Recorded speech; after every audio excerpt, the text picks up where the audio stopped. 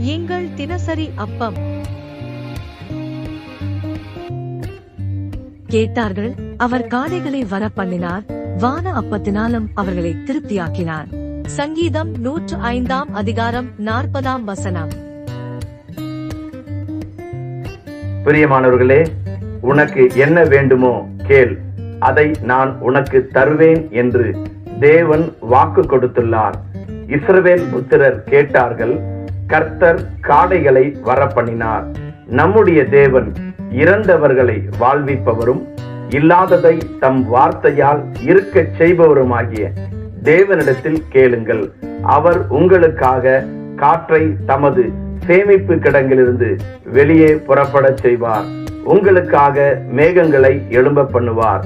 உங்களுடைய எல்லைகளை விட்டு கடந்து செல்வதையும் உங்களுடைய எல்லைகளுக்குள் உங்கள் வசமாய் திருப்புகிற தேவன். விசுவாசியுங்கள். பிரியமானவர்களே, அவருடைய நாமத்தை அறிந்த நீங்கள் அவருடைய நாமத்தினாலே கேளுங்கள். அவர் உங்களுக்காக யாவையும் செய்து முடிப்பார். கேட்கிற நீங்கள் பெற்றுக்கொள்வீர்கள். ஆமேன்.